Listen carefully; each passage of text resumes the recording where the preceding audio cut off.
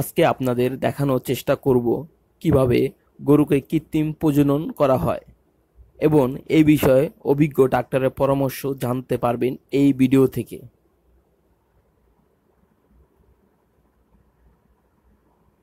গরম পানিতে চিমাটা দিলাম। এটা কি সেই বীজটা না? এটা বীজটা না? জি।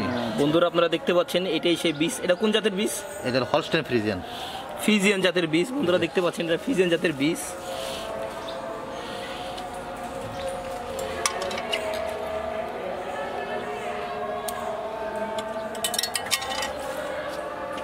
এটা কি?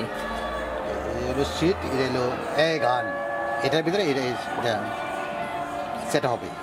মানে ক্রোমোজোমটা কি এটার ভিতরে যাচ্ছে? হ্যাঁ, এটা হলো ক্রোমোজোম, তো এটার ভিতরে। হ্যাঁ, আচ্ছা, এটার ভিতরে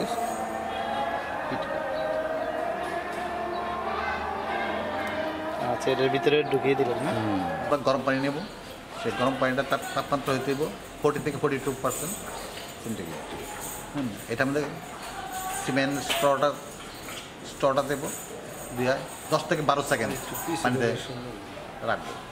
পানিটা এরপরে 12 সেকেন্ড পরে পানিটা স্ট্রটা উঠাইয়া, একটা মাথা সিলগালা আছে আর একটা মাথা বন্ধ আছে। যেই মাথাটা সিলগালা সেইগুলো আমরা কেচিতে কাটবো। এইটা এই গানের ভিতরে দিয়ে এরপর গাভিতে আমরা পচাই।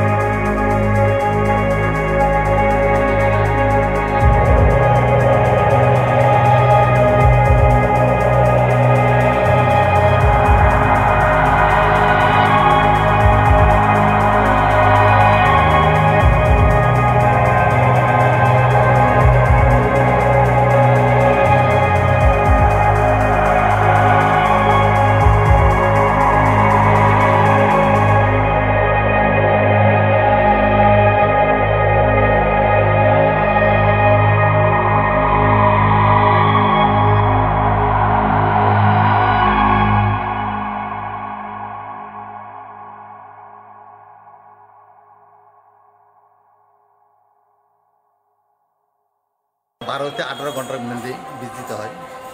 আমরা এখন এটাতে প্রায় 14 ঘন্টা পরে বীজ দিচ্ছি।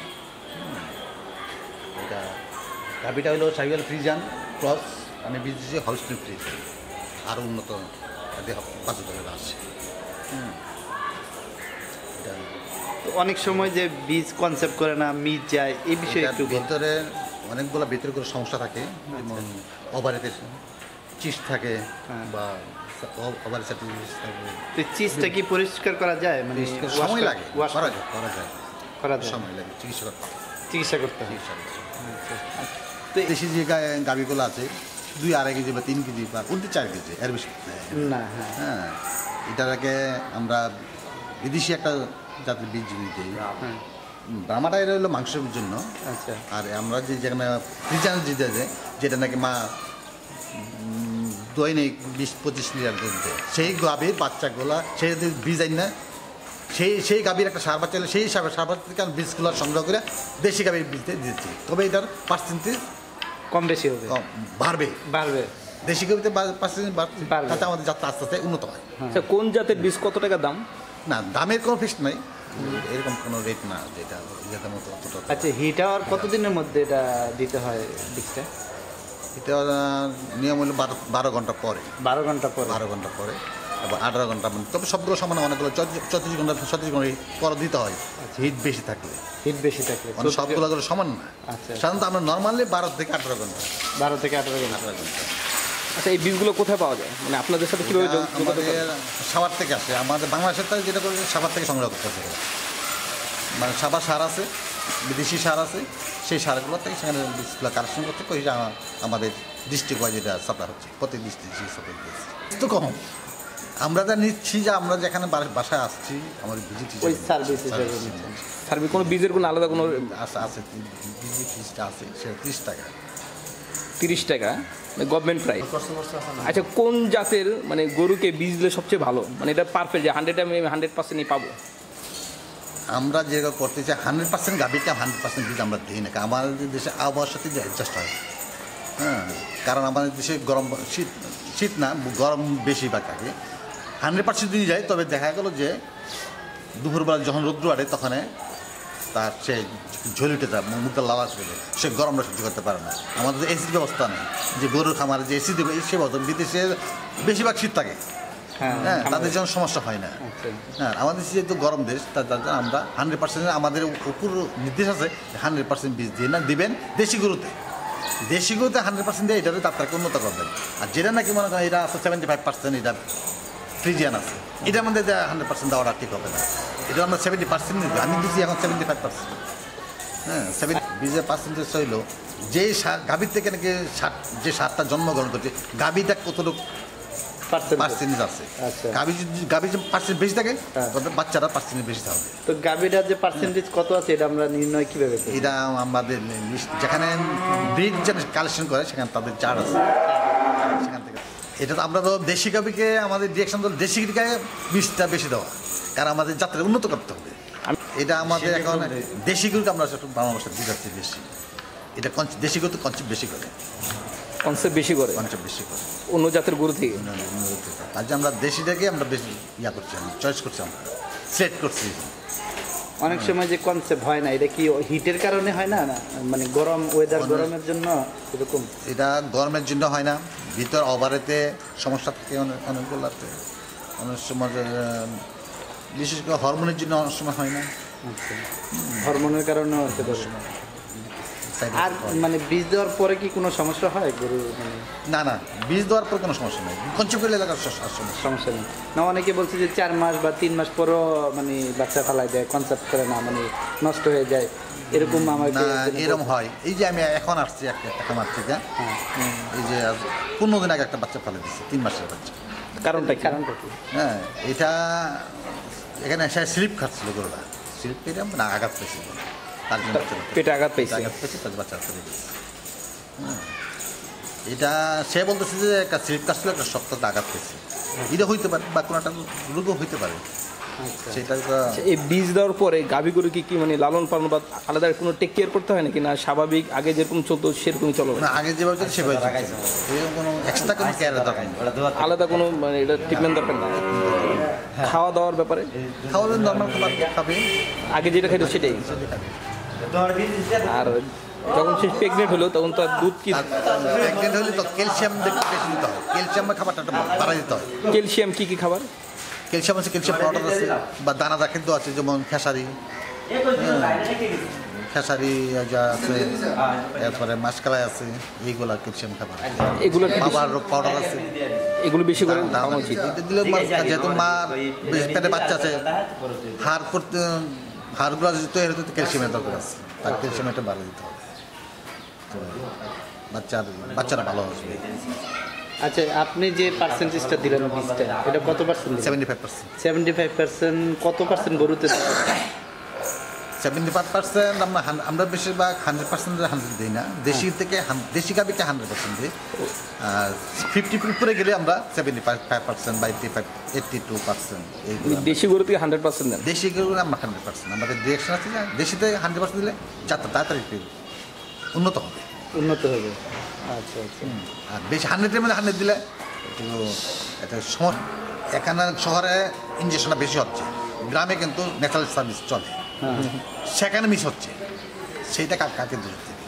সেখানে গাভীর দোষ থাকলে সব জায়গায় ফেল হবে, কনসেপ্ট করবে না। আচ্ছা, সার দিলেও করবে না, টেকনিশিয়ানের ডাক্তার হাত বীজ দিলেও করবে না। করবে না, রাইট। হ্যাঁ, এটা সবসময় অবস্থা হবে। গাভীর দোষ থাকলে সমস্যা হবে। আচ্ছা, সম্পদ উন্নত করতে লাগবে কৃত্রিম প্রজনন ছাড়া বিকল্প কোনো রাস্তা নেই। কৃত্রিম প্রজনন ছাড়া। করতেই জাতকে উন্নত করতে হইলে, দুধ বাড়াইতে হইলে কৃত্রিম প্রজনন করতে হবে। কারণ আমরা যে বীজ বলছি এটা জাতগুলো অনেক উন্নত জাতের, হাইব্রিডের গাভীর সার আসতেছে। এই বীজগুলো কি বাইরের থেকে আসে? মাংস এবং দুধ বাড়তেছে। ব্রিটেনের রানী একবার 100 গাভী দিচ্ছিল বাংলাদেশকে। এটা কত হাইব্রিড, এটা বিএনপি। আচ্ছা সেই গাভীর বংশধর তো রয়ে গেছে। আচ্ছা, হ্যাঁ, সেই বংশধরদের কাজটা বীজগুলা কালেকশন করতেছে। তা সেটার বাচ্চাগুলো আসতেছে, সেই বাচ্চাগুলা সবগুলা তারা অ্যাকসেপ্ট করে রাখতেছে। এইগুলো থেকে বীজগুলো সংগ্রহ করতেছে। আবার কিছু সার মাঝে মাঝে আনো। আচ্ছা, মানে বাংলাদেশে অনেক আছে এখন আর আগে সরাসরি বীজ আনতো, এখন বীজ আনে না, এখন সরাসরি বাংলাদেশে তৈরি হচ্ছে। আগে আনো তো এখন আর এখন আর আচ্ছা, এই যে বীজটা সংরক্ষণ করেন, এটা কিভাবে সংরক্ষণ করা হয়? এটা সারের থেকেই সার থেকে তো সংরক্ষণ করে, এটা থেকে কি সংগ্রহ করা? এটা তো সংগ্রহ করার পরে লেংদি প্রসেস। রাখা হয় কিভাবে?